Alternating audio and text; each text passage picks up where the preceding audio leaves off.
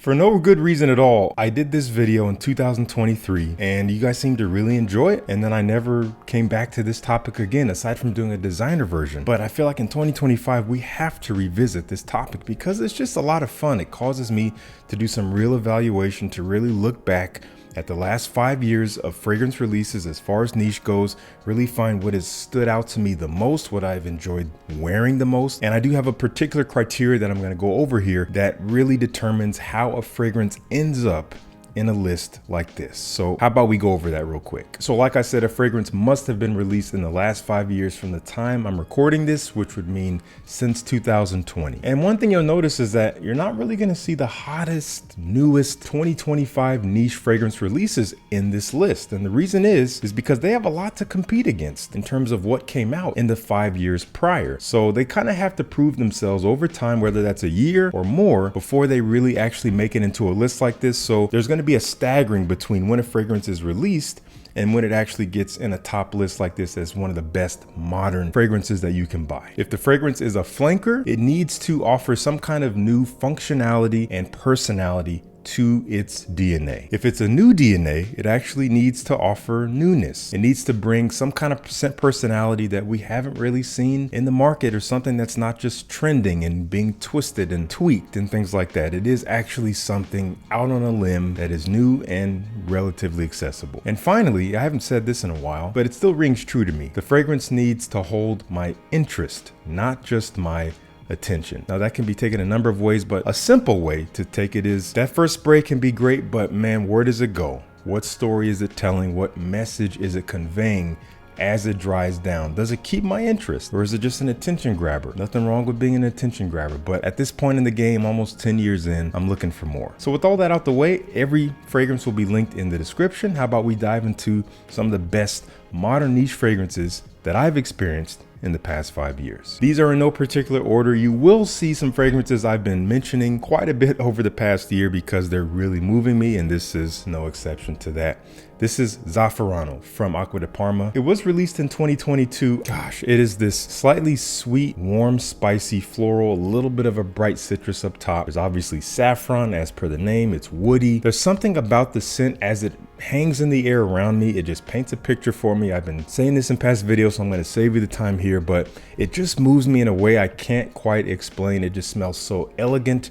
It smells so evening oriented. It just smells very attractive, alluring, but kind of refined. It's just a well done scent personality. Obviously one of the best that I've experienced in the last 5 years. That is Acqua de Parma Zafferano. Up next, we have a very intriguing scent profile that not everyone will jive with, because I don't think everyone's going to understand it. And it's not esoteric, or I'm not trying to say you're not good enough to get it or anything like that. It just took me a second to really understand this fragrance. I didn't get it quite at first. I enjoyed it. I was intrigued, but I didn't fully understand it. This is from Zaharoff. From their Basilius collection. They call it Precious Treasure, and even the presentation alone of this fragrance is absolutely stunning. It's supposed to represent like obsidian with this bottle. It's heavy, it is dense, the details are beautiful, and this fragrance uses a few key elements. It has this like skin musk accord, which could be the make or break for some people, not because it doesn't smell good, but because it can be hard to smell. This is a fragrance that you might go nose blind to pretty quickly,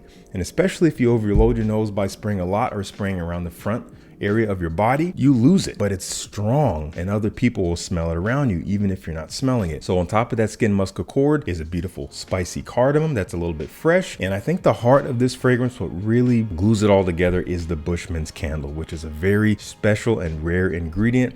George did a whole kind of expose on how he sourced that ingredient, going to Africa, actually getting it from the farmers there and paying homage to them. It's just a beautiful story of how it lands in this fragrance, and it brings this kind of warm, slightly sweet, ambery, woody vibe. It's actually an ingredient that we used in one of my previous fragrances, Brass and Soul. It really made that fragrance stand out as far as the dry down goes. But to me, one word that comes to mind when I smelled this, archaic. And I mean that in the best way. It smells like an artifact, something of old, like an old library, an old book. There's something earthy and dry and just like grounded about the scent. It's very enigmatic. It's a mysterious smelling fragrance, but so beautiful. It's just something that has to be experienced. It's really something that's hard to describe. And for that reason, I really enjoy it. It's easily one of my favorite modern niche fragrances that came out in the last couple years, I think 2024.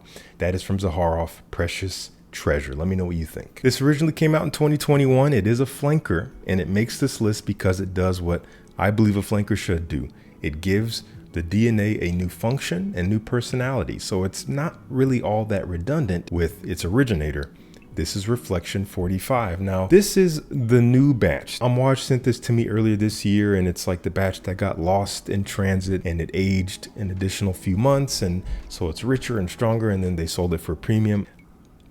Cool. We can think whatever we want about that story, but it's Reflection 45. I haven't put it side by side with an earlier version of it, but I'm not concerned with that. And if I were you, I would not be concerned with that. If you want to avoid all that hoopla, then yeah, maybe don't buy it directly from Amouage, because that's mostly what they have on their website now. But this is lovely, especially if you like the original Reflection Man. It's definitely that DNA, this creamy, floral, smooth, buttery iris, jasmine, sandalwood, a little bit of spice in there, but it is way more dense. It's less transparent. It is heavier, in some ways stronger, but maybe not necessarily more present in terms of its projection and how it fills a room.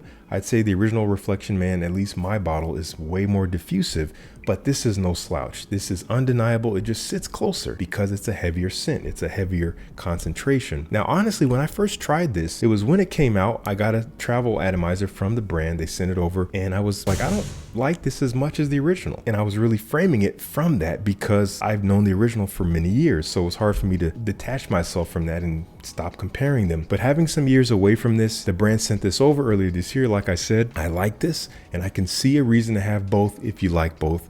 I would not wear this in all the same situations. I would wear the original. I consider this a little bit less versatile, so it's a little bit more special, a little bit more elegant, whereas, you know, the original is still very elegant, but because of its freshness, or relatively so, it is a little bit more versatile. But I like this stuff. It is a fantastic addition to this DNA, to the collection. Not a redundancy. The same perfumer whose name I cannot say right, so it'll be here on the screen. He's responsible for bringing us a fantastic follow-up to a legendary fragrance, which is not easy to do. Let me know what you think of Reflection 45 if you've tried it. If I'm not mistaken, I've had this fragrance for a couple years now, and I've needed that much time to really grow to love this as much as I do. I think when I first tried it, I rated it like an 8 out of 10, maybe a little bit below that. And then it passed 8 out of 10, 9. This is a 10 out of 10 fragrance for me because of the way it makes me feel and the function that I get out of it.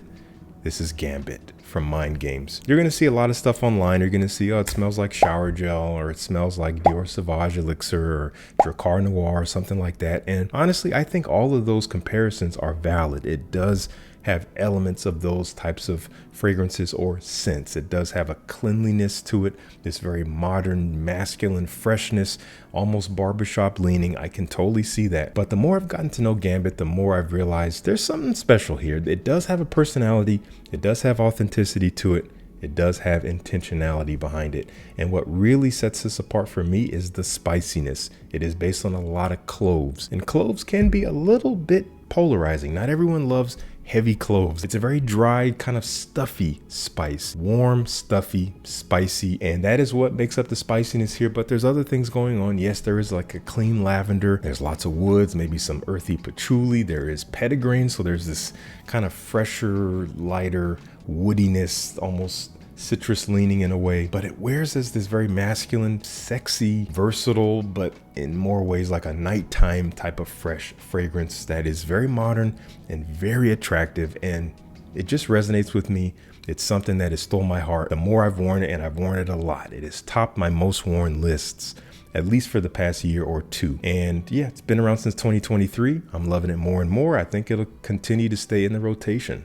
I want to know what you think of Mind Games Gambit if you've tried it. In 2022, we saw this fragrance come out, and I didn't try it till the following year when the brand sent over a bottle. And I have to admit, I liked it, but I was a little disappointed by it because it wasn't what I was expecting. I was expecting something very overtly aquatic, like a fresh, high quality, niche aquatic. And it is that, it's just more than that. So I've come to realize that's a good thing. And in this case, it's actually fantastic.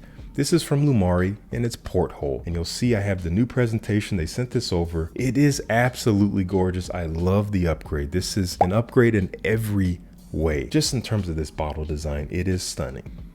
Oh, and the juice has not changed. That's a good thing. Very fruity, like passion fruit, pineapple, or just this mix of fruits that are so tropical and juicy. And honestly, that's the part I was not expecting. And that's the part that I was like, this is not just an aquatic like I hope. But again, with actually wearing it, I'm like, this is more than an aquatic. There's still the saltiness here, very fresh, very reminiscent of the ocean, but with this undeniable fruitiness that is so mouthwatering. And I think what really seals it for me, there's this muskiness that wraps the scent up as it dries on the skin that keeps it from smelling like fishy or just your typical cologne smelling aquatic. It has this oomph to it. It has this broadness to it where it just lasts. Definitely has beautiful sillage, stays relatively fresh the whole time, and still maintains a bit of sweetness as it dries. It's beautiful stuff. And funnily enough, one of the fragrances that people report it smells the most like is from Louis Vuitton, a very popular fragrance that they call Pacific Chill. Pacific Chill is definitely more popular than this, definitely more highly discussed than this, but funnily enough, it came out a year after this. I'm not gonna call it a clone. All I'll say is that this deserves a whole lot more limelight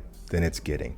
Let me know if you're a fan of Loumari. I do have a little discount code. I think it's Fresh10 if you guys want to save money on any purchase, including their samples. Do check this one out. They got some great fragrances, and this is one of the best. Going back to 2021, I didn't try this fragrance till probably the following year. This is beautiful stuff. This is a unique scent personality. It's one that offers something very transportive, very authentic. It really delivers on what it promises. This is African Rooibos from Chris Collins. I love this stuff. I love the way it smells. I love the way it makes me feel. It is based on Rooibos. There is this tea-like vibe, almost like you're smelling whatever has been distilled as far as Rooibos tea. There's a sweetness to it. There's a smokiness to it.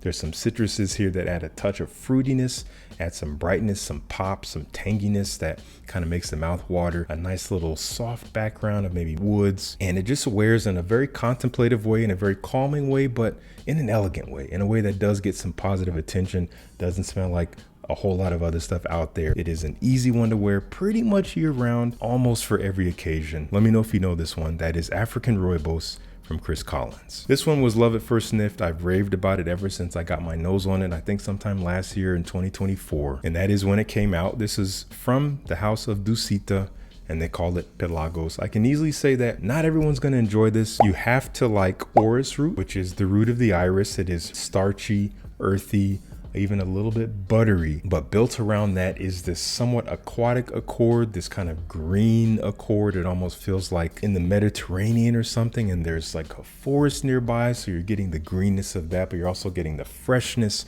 of the air, not overtly salty, but maybe a little bit, and there's some iris flowers nearby. That's kind of the image that it paints for me. It is rich while being airy and magnetic in a way, and just again grounding and very unique. I haven't really smelled anything quite like this. It's just such a well done blend, very niche, very beautiful.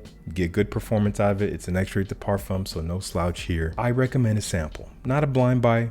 There's no guarantee you'll love it and get a ton of functional wear out of it, but it's a very interesting fragrance, and if you're interested in interesting things, then I would check out Pelagos from Dusita. In 2023, we saw a flanker to a very beloved fragrance from the house of Nishane, and I do believe that maybe a little bit less so than Reflection 45, this does offer a new functionality and a bit of a new personality on its original, but again, not by a whole lot, but by enough for me to deem it worthwhile. This is Wulong Cha X. And yes, the original Wulong Cha is already beautiful. It's already a seminal fragrance. It is a calming fragrance. It paints the colors green, white, and yellow and gray for me. When I smell it, it is oolong tea. It is green, it's herbal, almost fruity, citrusy quality, maybe bergamot. There's some soft musks that wrap it up. But the X version of that just kind of beefens it up. It gives it a little bit more presence, less airiness, more texture, but still freshness. You have a waxiness from the magnolia flower that I think really fills it out a little bit more this time around. And a touch of fruity fig in there, which may be left over from the original. I can't remember, because it is a little bit beefier. I think it makes it a little bit more versatile for wearing it anytime, especially in the colder weather. I think it'll withstand that kind of weather a little bit more heartily than the original, but the original is really no slouch. Just this as a personality has more presence. So that's why I deem it a worthwhile flanker. Doesn't necessarily improve upon it, just kind of extends its use a little bit. That is Wulong Cha X. I want to know what you think, and if you think this is a great modern niche release in the past 5 years. This is from Xerjoff, came out 2024. It is called Louis XV 1722. It is in collaboration with the oldest champagne library in the world, based in France, and naturally they put champagne in this fragrance. It's so beautiful, guys. This stuff makes me smile when I smell it. It is bright and lemony in a similar way that Oudin is, and there's this kind of gourmand facet from like a hazelnut. There's a nuttiness, there's a warmth, there's a sweetness, kind of decadent, but definitely a little bit bubbly and effervescent from that champagne. Dries a little bit woody. It wears a little bit close to the skin and does not last very long, but while it is on the skin, it's present. There's a richness here. It just kind of dissipates maybe quicker than you would expect. So if that is bothersome to you, then yeah, maybe don't worry about this, maybe skip it. But this is such a gorgeous fragrance for a lot of different types of occasions year round. As I just mentioned, it does remind me a little bit of Oudin, but I wouldn't call it a flanker of Oudin. I mean, Oudin has the overdose flanker. I just like to use Oudin as a reference point. If you've tried that, it's maybe a cousin to that, but it is its own thing, and it's such a fun wear. It's such an elegant fragrance, and ultimately something relatively unique. I think it's a special one from the house of Xerjoff. Let me know if you've tried Louis XV 1722. And our final fragrance is from the house of Ormonde Jayne. I have really been enjoying this one since it came out in 2024, and it's a special one. It smells like nothing else I've ever tried before while still being cohesive with all the other fragrances from the house. It smells like an Ormonde Jayne, and they call this Kashmir. Kashmir is a region. Honestly, I don't know a ton about it because I haven't been there, but what I've read about it, I can understand the beauty that they're trying to put into a scent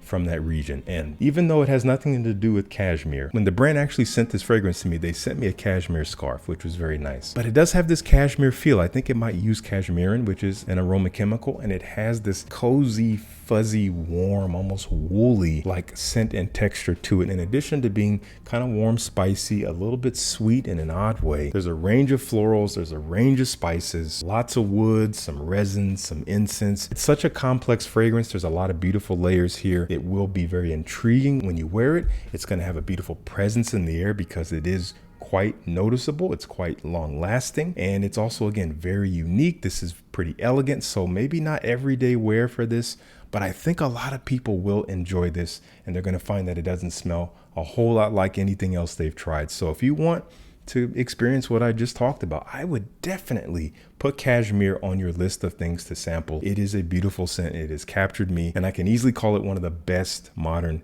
niche fragrances that you can buy.